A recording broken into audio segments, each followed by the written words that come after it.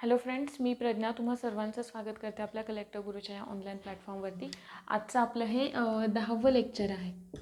ठीक आहे, ज्याच्यामध्ये आपण लाईट हा टॉपिक सुरू करतो आहे. याच्या आधीचं जे लेक्चर झालेलं होतं त्याच्यामध्ये आपण एक फिजिक्सचा इंट्रोडक्टरी पार्ट पाहिलेला होता, क्वांटिटीज आणि मेजरमेंट. ठीक आहे, याच्यामध्ये आपण लाईट हा टॉपिक सुरू करतो आहे. सगळ्यात महत्त्वाचं म्हणजे बघा, हा सुरुवातीला डेफिनेशनपासून आपण स्टार्ट करतो आहे.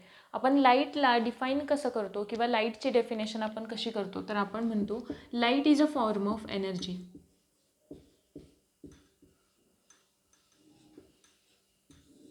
बरोबर, म्हणजे प्रकाश हे ऊर्जेचं एक स्वरूप आहे असं आपण म्हणतो. आणि जेव्हा मी एनर्जी असं म्हणते की लाईट हा एनर्जीचा एक फॉर्म आहे, मग एनर्जी आपल्यासाठी कोणतं कार्य करते, तर एनर्जी किंवा ऊर्जा आपल्यासाठी किंवा ऊर्जेची डेफिनेशन आपण कशी करतो, तर किंवा एनर्जीला कसं डिफाईन करतो, तर कपॅसिटी टू डू वर्क.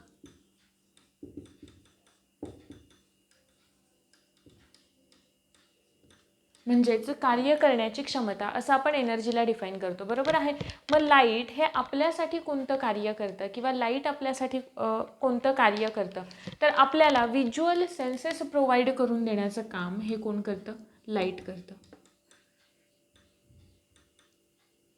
आपल्याला व्हिज्युअल सेन्सेस प्रोव्हाइड करून देण्याचं काम कोण करतं, लाईट करतं. ठीक आहे, मग आता हे तर झालं की light is a form of energy, म्हणजे प्रकाश हे ऊर्जेचं एक स्वरूप आहे जे आपल्याला दृश्य संवेदना प्राप्त करून देण्याचं काम करतं, म्हणजेच व्हिज्युअल सेन्सेस प्रोव्हाइड करून देण्याचं काम करतं. मग आता बघा, जेव्हा मी असं म्हणते ना एनर्जीचा फॉर्म आहे, मग एनर्जी तर आपल्याला माहिती आहे, आईन्स्टाईननी सांगितलेला एक सिद्धांत आपल्याला माहिती आहे की एनर्जी हे काय आपल्याला निर्माण करता येत नाही किंवा नष्ट करता येत नाही. आपण फक्त तिचं एका फॉर्ममधून दुसऱ्या फॉर्ममध्ये ट्रान्सफॉर्मेशन करू शकतो. आहे बरोबर. हा तर सिद्धांत आपल्याला माहिती आहे की एनर्जी आपण निर्माण करू शकत नाही किंवा नष्ट करू शकत नाही, आपण फक्त तिचं एका फॉर्ममधून दुसऱ्या फॉर्ममध्ये ट्रान्सफॉर्मेशन करू शकतो. ठीक आहे, मग जर का लाईट हा ऊर्जेचा एक स्वरूप आहे किंवा एनर्जीचा एक फॉर्म आहे, तर लाईटचा सुद्धा कोणता ना कोणता तरी सोर्स असणार आहे. बरोबर आहे. मग लाईटचे सोर्सेस आपण कोणते कोणते म्हणतो, इधर ते नॅचरल असतात. बरोबर आहे, नॅचरल असतात किंवा कसे असतात, आर्टिफिशियल असतात. मग नॅचरल सोर्सेस जर का आपण पाहिले, आधी आर्टिफिशियल पाहूयात आपण. जेव्हा आपण आर्टिफिशियल सोर्सेस असं म्हणतो तेव्हा आपण अनेक असे, जसे की बल्ब आहेत, लाईट बल्ब आहेत किंवा इलेक्ट्रिसिटी आहे किंवा अजून काही वेगळेसे टॉर्चेस आहेत, यांसारखे जे आहेत ना सोर्सेस, ते आपण काय म्हणून सांगतो, आर्टिफिशियल म्हणून सांगतो. आर्टिफिशियल कोणाला म्हणायचं असं थोडक्यात, म्हणजे आपण असं म्हणू शकतो की आर्टिफिशियल आपण त्यांना म्हणू शकतो की जे स्वतः लाईट नाही निर्माण करू शकत. बरोबर आहे ना, की जे इतर कोणावर तरी डिपेंड असतात. मग जसं की लाईट आहे, एक्सेट्रा आहे. बरोबर आहे. मग ते झाले आर्टिफिशियल सोर्सेस. त्याच्यानंतर जेव्हा मी नॅचरल असं म्हणते, तेव्हा नॅचरल म्हणजेच आपण नैसर्गिक आपल्यासाठी सगळ्यात एनर्जीचा मेजर सोर्स कोणता आहे, तर तो आहे सन किंवा सूर्य. आहे बरोबर. मग या लाईटचा आपल्याला जी काही लाईट मिळते ती कोणापासून मिळते, सूर्यापासून मिळते. पण तिचं काय होतं, एका फॉर्ममधून दुसऱ्या फॉर्ममध्ये ट्रान्सफॉर्मेशन होते. ठीक आहे, मग आता ते कशा पद्धतीने होतं ते आपण बघूयात. की जर का हा सन आहे किंवा सूर्य आहे, ठीक आहे, तर या सूर्याच्या जो कोअर असतो ना, ज्याचा गाभा असतो या सूर्याचा, सीनी रिप्रेझेंट करते. मी तो हा जो कोअर आहे तिथे न्यूक्लिअर फ्युजन नावाची एक रिॲक्शन होते. कोणती रिॲक्शन होते, न्यूक्लिअर फ्युजन, जिला आपण केंद्रकीय संमीलन असं म्हणतो.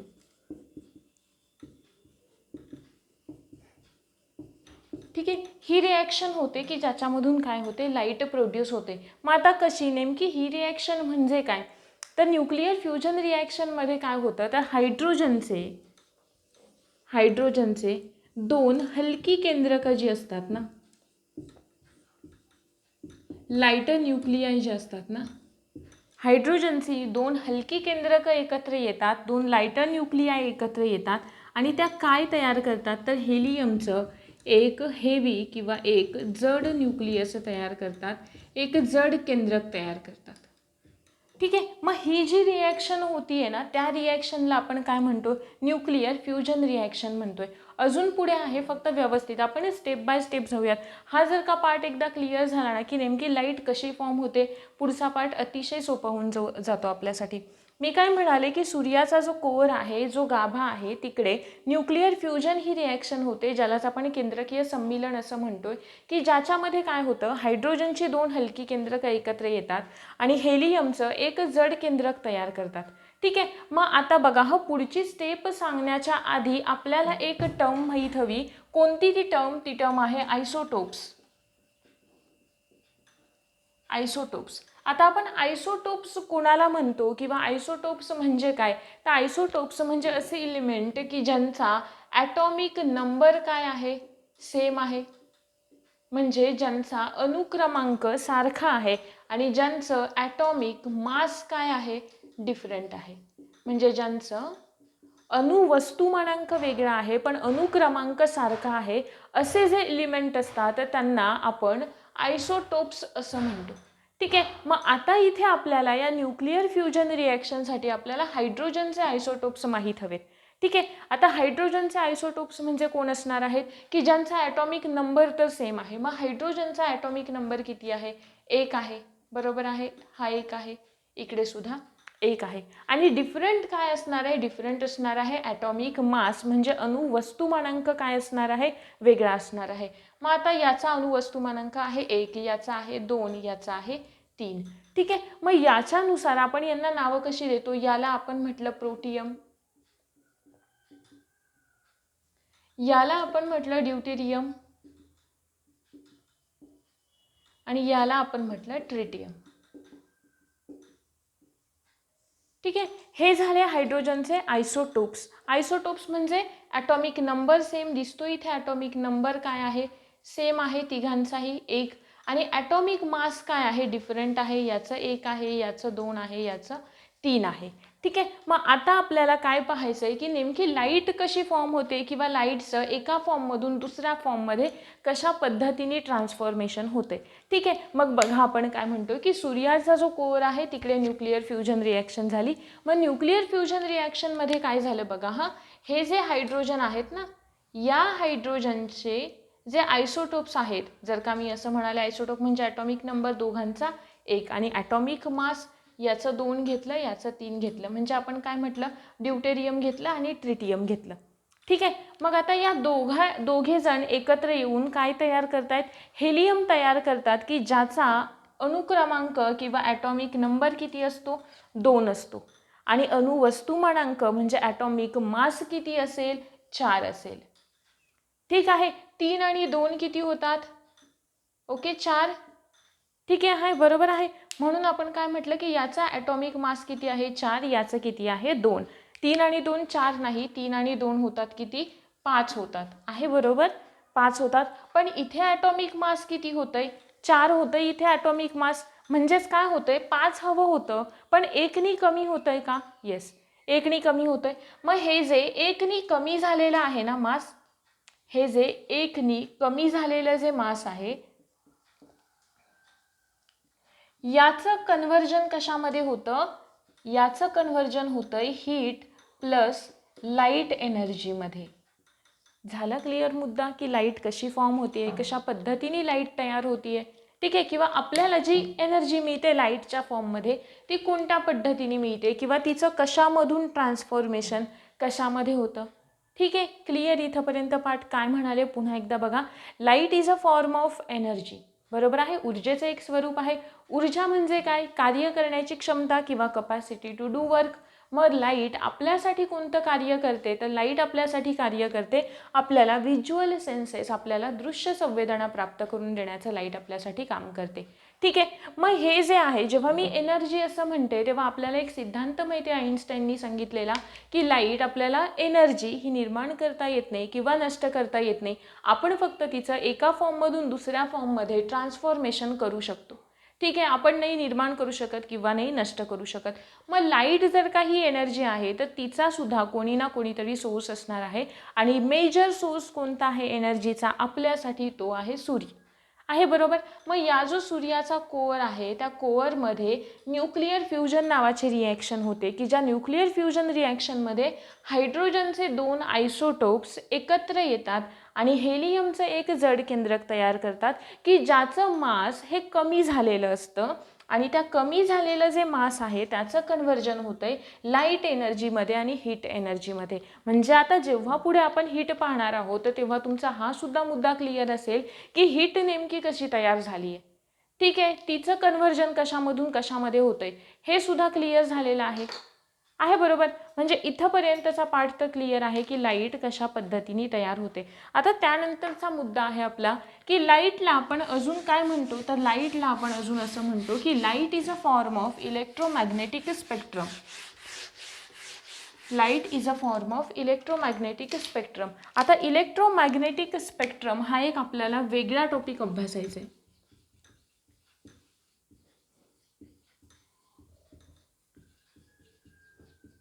इलेक्ट्रोमॅग्नेटिक स्पेक्ट्रम ज्याला आपण विद्युत चुंबकीय पट्टा असं म्हणतो.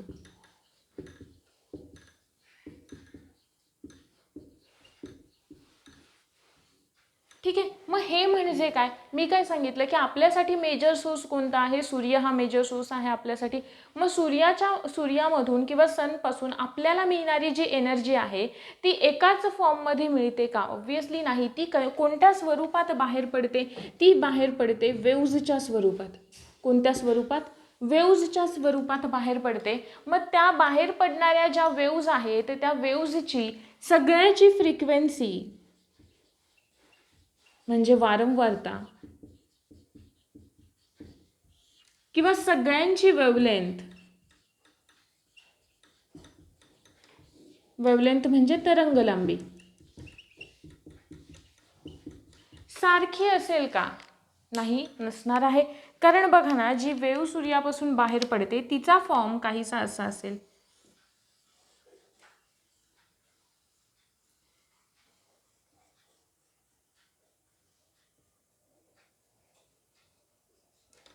ओके ठीक आहे, असे काहीशी ती वेव्ह असेल. म्हणजे इकडे त्याची वेव्हलेंथ त्याची फ्रिक्वेन्सी वेगळी आहे, हा एक झाला. इकडे त्याची वेगळी आहे, हा एक झाला. इथंपर्यंत वेगळी आहे, हा एक झाला. पुन्हा इकडे वेगळी आहे, पुन्हा इकडे वेगळी आहे आणि इथून पुढे इकडे वेगळी आहे.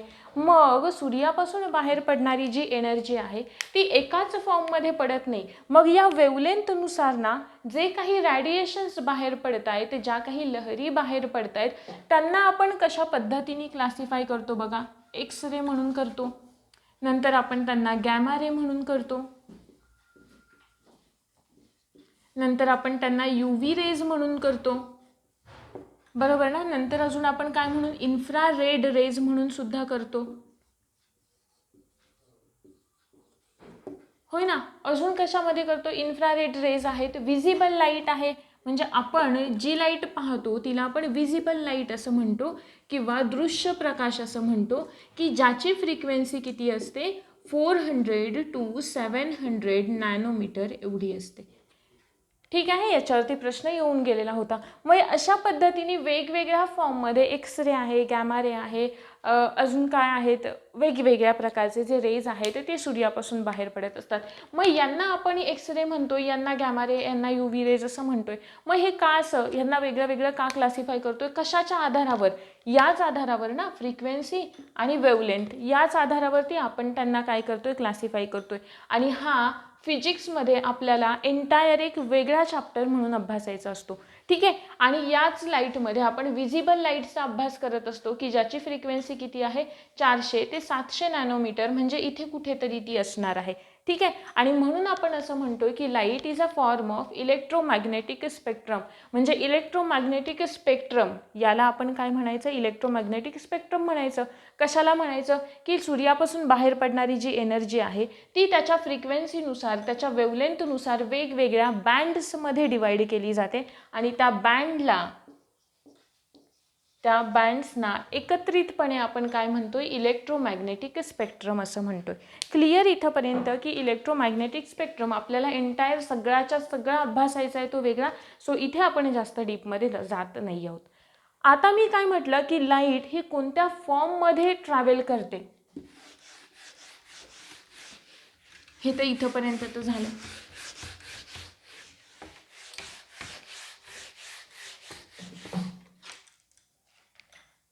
लाईट जी आहे ती आता बघा सूर्यापासून एनर्जी बाहेर पडते. लाईट कशा पद्धतीने ते बघितलं. मग आता मला सांगा की हा सूर्य आहे, ठीक आहे, हा सन आहे आणि याचं टेम्परेचर एवढं जास्त असतं, सूर्याचं टेम्परेचर एवढं जास्त असतं की याच्यापासून काही अंतरापर्यंत काहीच ॲटमॉस्फिअर नसतं त्याच्या टेम्परेचरमुळे किंवा त्या हीटमुळे. ठीक आहे, इकडे काय नसणार आहे, काहीच डिस्टन्स नसणार आहे, काहीच ॲटमॉस्फिअर नसणार आहे आणि काहीच ॲटमॉस्फिअर नसणं या कंडिशनला आपण काय म्हणतो, या कंडिशनला आपण म्हणतो व्हॅक्यूम. या कंडिशनला आपण काय म्हणतो, व्हॅक्यूम किंवा निर्वात पोकळी, म्हणजे तिथे कसलंच वातावरण नाहीये. ठीक आहे, मग तरी सुद्धा लाईट, बरोबर आहे, सूर्यापासून बाहेर पडणारे जे लाईट रेज आहेत ते हे पास करून सुद्धा आपल्यापर्यंत पोहोचतात. आता काहीच नाहीये म्हणजे इथे मीडियमच नाहीये, आहे ना, बरोबर. मग जर का मी असं विचारला प्रश्न की लाईटला प्रोपॅगेट होण्यासाठी किंवा प्रकाशाचं प्रसरण होण्यासाठी त्याला माध्यमाची गरज आहे किंवा नाहीये, असा जर का प्रश्न असेल तर उत्तर असायला हवं की लाईटच्या प्रोपॅगेशनसाठी त्याला मीडियम गरजेचं नाही.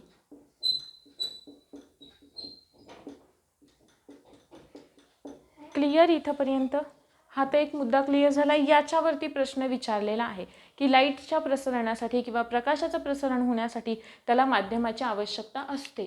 चुकीचं आहे, माध्यमाची आवश्यकता नसते, कारण सूर्यापासून काही अंतरापर्यंत काहीच वातावरण नाहीये, तरीसुद्धा वातावरणच नाहीये म्हणजे मीडियमच नाहीये, तरीसुद्धा तिथून आपल्यापर्यंत लाईट पोहोचतोय ना, याचा अर्थ त्याला गरज नाहीये मीडियमची.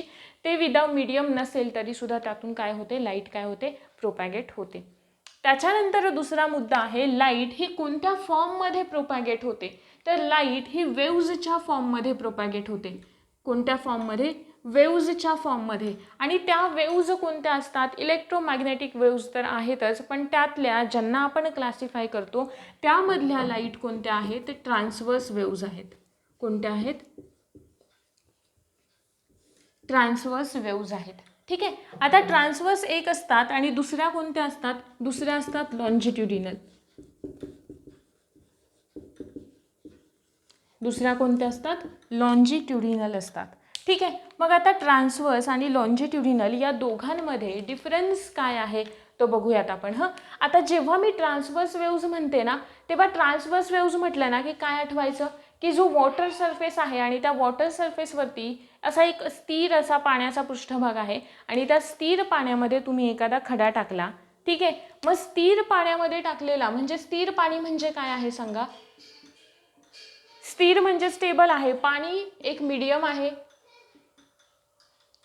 ठीक आहे, मग तुम्ही या स्टेबल मीडियम मध्ये एखादा खडा टाकताय म्हणजेच काय करताय, डिस्टर्बन्स क्रिएट करताय.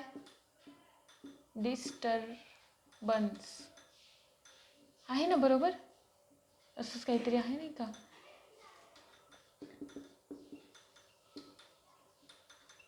ओके, असं कसंही लिहिलं मग स्पेलिंग चुकलं तरी कळत नाही, नाही का. डिस्टर्बन्स क्रिएट करताय, बरोबर आहे. मग या स्टेबल मीडियममध्ये तुम्ही जर का डिस्टर्बन्स क्रिएट करताय आणि तो क्रिएट केलेला डिस्टर्बन्स जो असतो तो म्हणजेच काय असतो, वेव्हज असतात. त्यालाच आपण काय म्हणतो, वेव्हज असं म्हणतो. मग तुम्हाला विचारलं वेव्हज म्हणजे काय, तर काय सांगायचं, एखादं स्टेबल मीडियम आहे आणि त्या स्टेबल मीडियममध्ये क्रिएट केलेला डिस्टर्बन्स म्हणजे काय, वेव्हज. मग या वेव्हज असतात दोन टाईप्सच्या, पहिल्या म्हणजे ट्रान्सवर्स वेव्हज आणि दुसऱ्या म्हणजे लॉन्जिट्युडिनल वेव्हज आहे, बरोबर. मग ट्रान्सवर्स वेव्हज असं आपण कोणाला म्हणतो किंवा ट्रान्सवर्स आणि लॉन्जिट्युडिनलमध्ये डिफरन्स काय आहे. एक बेसिक कंडिशन, जेव्हा जेव्हा ट्रान्सवर्स म्हणेन तेव्हा वॉटरवाला सरफेस आठवायचा. ठीक आहे, आणि जेव्हा जेव्हा लॉन्जिट्युडिनल असं म्हणते ना तेव्हा ते ट्युनिंग फॉर्कवाला एक्सपेरिमेंट आठवायचा. काय सांगितलं मी, ट्रान्सवर्स जेव्हा जेव्हा म्हणते तेव्हा वॉटरवाला सरफेस आठवायचा आणि लॉन्जिट्युडिनल म्हटलं ना की तो ट्युनिंग फॉर्कवाला, म्हणजे नाही का ते कसं नाही का, हे असं असतं आणि मग इकडे ते, बरोबर ना, अशा टाईपमध्ये, आणि मग इकडे ते व्हायब्रेशन्स आपल्याला क्रिएट झालेले दिसतात. ठीक आहे, हे आठवायचं. आता ट्रान्सवर्स का म्हणते मी तुम्हाला सांगतानाच सांगितलं, वॉटर सरफेस आहे त्याच्यामध्ये तुम्ही खडा टाकला, मग आतून बाहेरच्या बाजूला काय होणार आहेत, वेव्ज पास होणार आहेत. मग त्या वेव्ज कशा पद्धतीने दिसतात आपल्याला, अशा म्हणजे वर दिसते एक वेव्ह, नंतर पुन्हा खाली दिसते, नंतर पुन्हा वर दिसते, नंतर खाली, अशा पद्धतीने त्या वेव्ज दिसतात का आपल्याला. म्हणजेच थोडक्यात कशा, तर समजा हा तुमचा काय आहे, सरफेस आहे, वॉटर सरफेस आहे, ठीक आहे. आणि या डिरेक्शनमध्ये काय होतं, तुम्ही इथे खडा टाकला, मग इथून तुमची वेव्ह क्रिएट होते बघा, आहे बरोबर. अशा पद्धतीने काय झाली, एक वेव्ह क्रिएट झाली. म्हणजेच काय होतं, जेव्हा तुम्ही डिस्टर्बन्स क्रिएट करता ना आणि त्या ट्रान्सवर्स वेव्ज असतात, तेव्हा ते जे मीडियम आहे ना, आता जर का इथे मी वॉटर म्हणाले, तर हे जे मीडियम आहे ना ते डिवाइड होतं. कशामध्ये डिवाइड होतं, तर ते मीडियम डिवाइड होतं अल्टरनेट क्रेस्टमध्ये आणि अल्टरनेट ट्रफमध्ये. क्रेस्ट म्हणजे आपण काय म्हणतो, क्रेस्ट म्हणजे शिखर आणि ट्रफ म्हणजे द्रोणी, ठीक आहे. मग आता काय तुम्हाला विचारलं ट्रान्सवर्स वेव्ज म्हणजे काय, किंवा सांगा थोडंसं ट्रान्सवर्स वेव्ज बद्दल. मग काय सांगणार तुम्ही, की ज्या वेव्जमध्ये मीडियमच्या पार्टिकल्सचं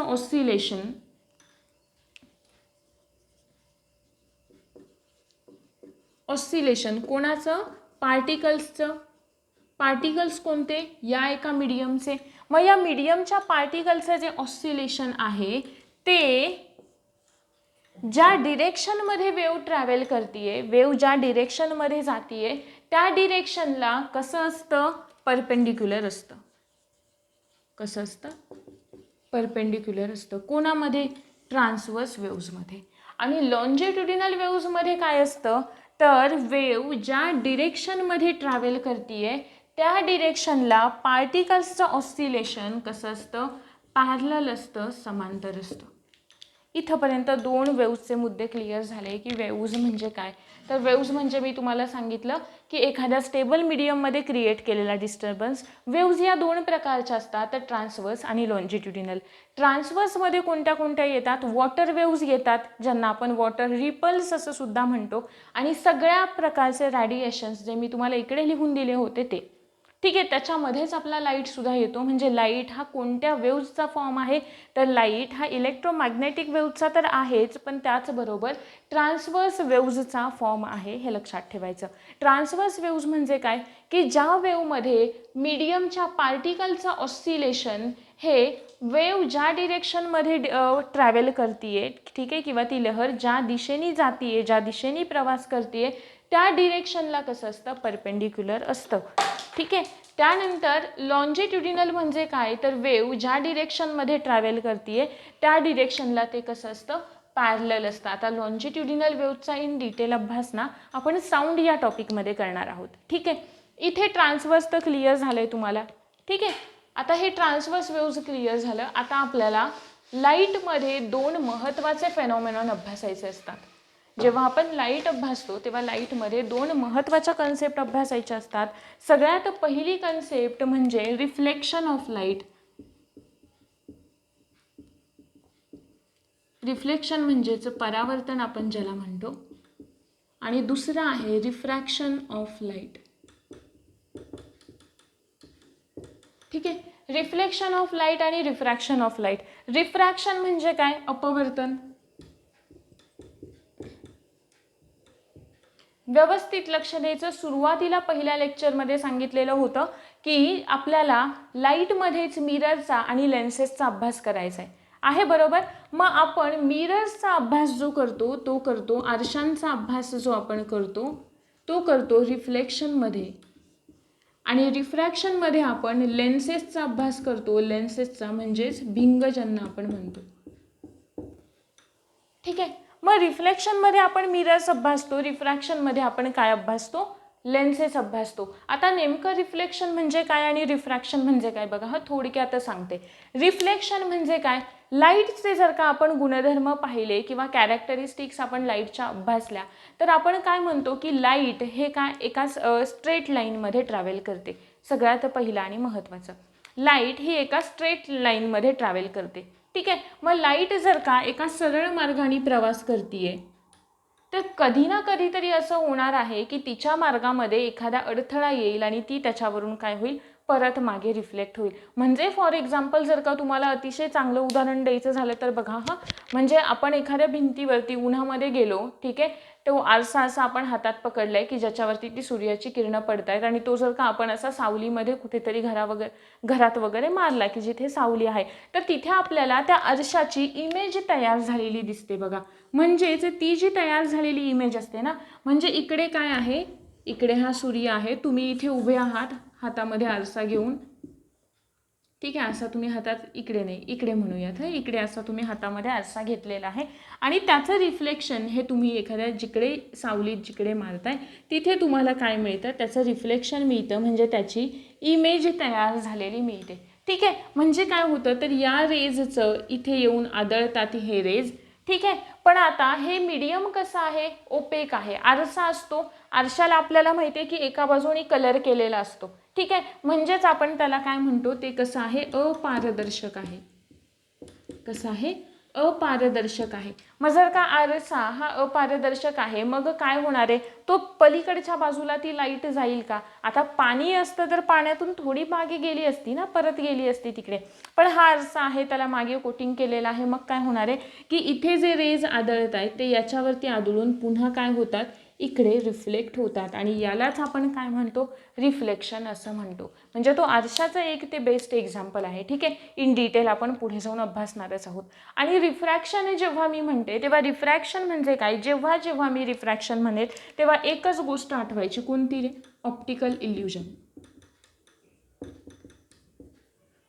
म्हणजे भास जे नाही का होतात आपल्याला, आपण म्हणतो की नाही असं वाटतंय तसं आहे. ऑप्टिकल इल्युजन म्हणजे काय की एखादी गोष्ट जशी आपल्याला दिसते तशी ती नसणं, किंवा तशी ती भासणं, म्हणजे काय, ऑप्टिकल इल्युजन. म्हणजे ती नाही आहे तिथे पण आपल्याला वाटतंय की नाही आहे.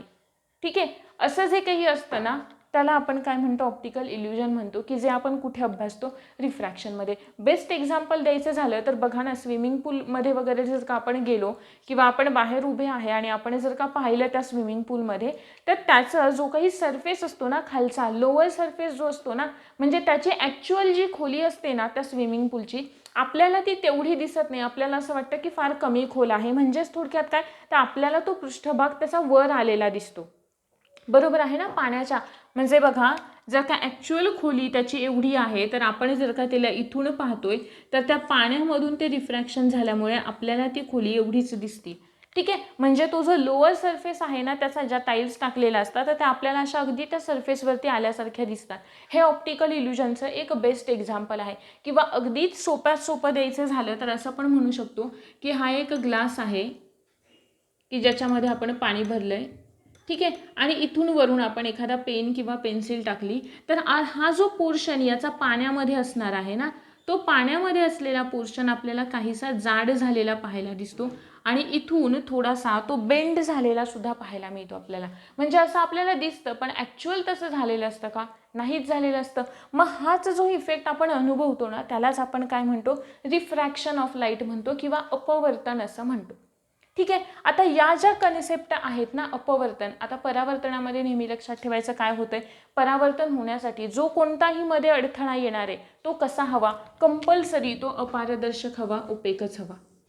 ठीक आहे, आणि जर का तो ट्रान्सपरंट असेल, तर होणार काय आहे, रिफ्रॅक्शन होणार आहे. म्हणजे अपारदर्शक जेव्हा असेल अडथळा तेव्हा काय होईल, रिफ्लेक्शन होईल.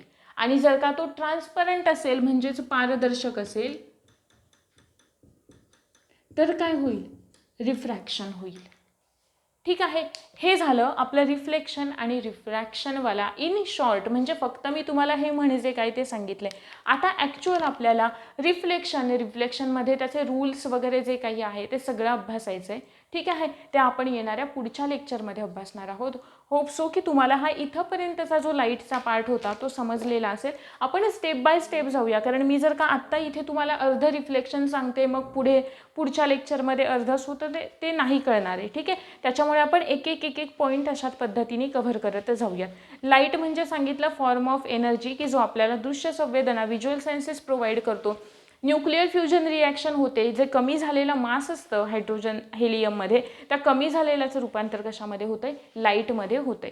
ठीक आहे. आणि ते साधारणपणे किती असतं माहिती आहे का, काहीतरी जे कमी झालेलं किंवा ते दोन एकत्र येऊन मास किती तयार होतं माहिती आहे का, 7.6 मिलीव्होल्ट एवढं तयार होतं. आणि 1 मिलीव्होल्ट म्हणजे किती माहिती आहे का, 1 मिलीव्होल्ट म्हणजे 10⁶ वोल्ट.